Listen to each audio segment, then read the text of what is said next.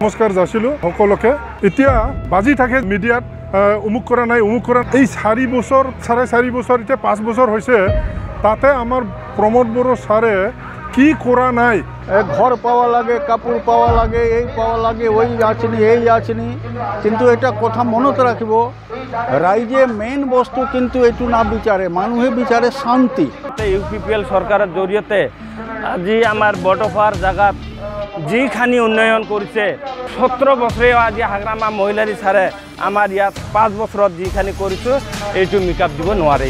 বিশেষকে ছাৰে আমাৰ মহিলাবিলাকৰ কাৰণে আৰু ছাত্ৰ ছাত্ৰীৰ কাৰণে বহুত উন্নতি কৰিছে। শ্ৰীযুত প্ৰমোদ ছাৰক দতমাৰ এজন MCLA হিচাপে আৰু আগন্তুক আমাৰ যিটো নিৰ্বাচন শেষ হোৱাৰ পাছত আমাৰ যে চৰকাৰ গঠন কৰিব, ছাৰে আকৌ এবাৰ BTRত চিফ হৈ পেলাই কাম কৰিব বুলি আমি আশা ৰাখিছোঁ।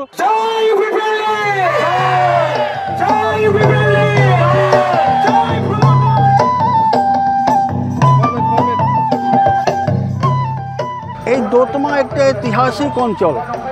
দোতমার আমার বড়ফার আর উপেন্দ্রনাথ ব্রহ্ম স্যারের জন্মস্থান। আর সব থেকে ডাঙর কথা হয়েছে যে আমার যেটু পার্টি UPPL, এই পার্টির জন্মস্থানটো হয়েছে দোতমা। আর প্রমোদ বড়ো ছাৰে আমাৰ দোতমাৰ পৰাই শিফট হৈ থাকিবই।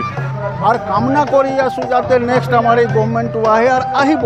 সবাই উৎসাহ হৈ আছে। আমার BTC অঞ্চল নহয়, ভাৰতবৰ্ষতে এনেকৈ নেতা থাকিলে সব সাইডৰ পৰা আগত হ'ব। আমি প্রমোদ বড়োকে আমাকে লাগে আর কি, এই 5 বছর আমাকে লাগে। দোতমাই নহয়, পুরা BTCতে অকলেই সরকার গঠন কৰিব পৰা শক্তিত আছে এতিয়া।